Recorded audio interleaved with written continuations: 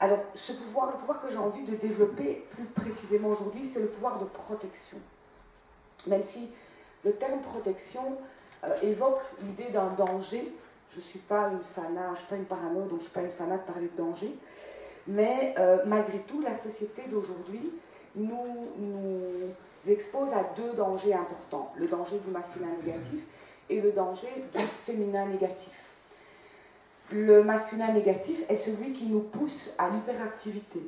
Aujourd'hui, et hier je regardais une petite conférence, un morceau de conférence de Christophe André qui parlait du pouvoir psychotoxique de la société d'aujourd'hui.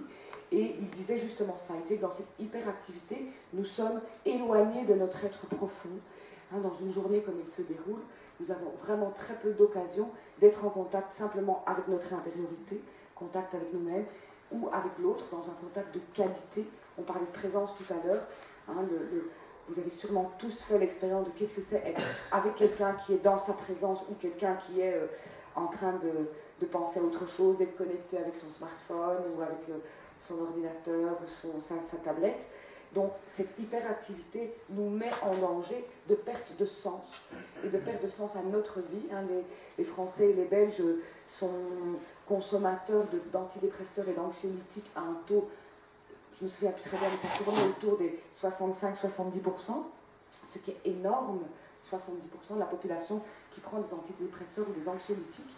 Ça montre quand même qu'il y a un malaise. Alors c'est très bien pour les firmes pharmaceutiques, mais malgré tout, ça montre que nous sommes entraînés dans une course folle qui nous empêche d'être en contact avec la partie de nous qui va donner du sens à notre vie. Et en même temps, cette hyperactivité freine notre créativité. Donc, pour sortir des sentiers battus et aller dans des solutions créatrices, de nouveau Einstein disait on ne résout pas un problème avec la même énergie que celui qui a créé, que celle qui a créé le problème. Pour avoir accès à notre créativité, il faut que notre mental puisse se calmer pour pouvoir avoir accès à d'autres pistes de solutions. Et donc ça, c'est un des dangers de la société contre lequel notre pouvoir de masculin sacré, ce pouvoir de protection doit pouvoir nous protéger. Pouvoir dire non à ce qui ne nous convient pas, pouvoir dire non à ce rythme, pouvoir imposer un rythme qui est plus conforme à qui nous sommes. Ça, c'est ce que le masculin sacré nous permet de faire. Moi, par exemple, mon masculin positif, il me permet de limiter le nombre de rendez-vous que je prends tous les jours, parce qu'au-delà de 10 personnes, je ne suis pas capable d'apporter une qualité de soin. La pression pour que je prenne plus de monde, elle est là tous les jours, tous les jours, tous les jours, tous les jours, tous les jours. C'est mon énergie masculine qui dit non, ce n'est pas possible, sans justification, sans culpabilisation. Et par ailleurs, il y a un deuxième danger contre lequel notre masculin positif peut nous protéger. C'est le danger de l'énergie féminine négative, la manipulation. Alors la manipulation, on en parle énormément aujourd'hui.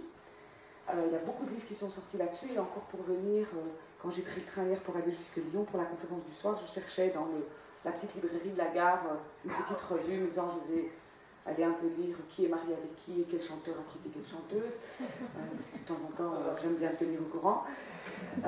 Mais je n'ai pas acheté ça, j'ai acheté le dossier psycho, la manipulation, 89 pages sur la manipulation.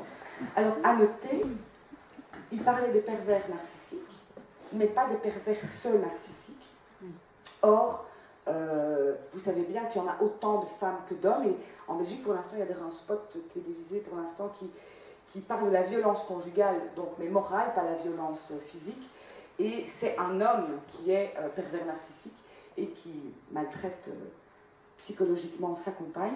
Moi, en cabinet, je vois tout autant d'hommes abusés, malmenés, bon pas abusés sexuellement évidemment, parce que là, à moins d'être une femme qui fait du bodybuilding, on n'a pas la force pour vous forcer, mais les abus et le harcèlement moral qui peuvent exister au sein d'un couple de la part d'une femme sur un homme, il y en a tout autant, mais c'est d'autant plus difficile pour ceux qui en sont victimes de se faire reconnaître en tant que victime, parce que c'est un tabou, personne ne le dit. Des hommes battus, ça existe, des hommes malmenés, ça existe, mais on ne le dit pas, et rien dans la société ou dans les médias n'en parle.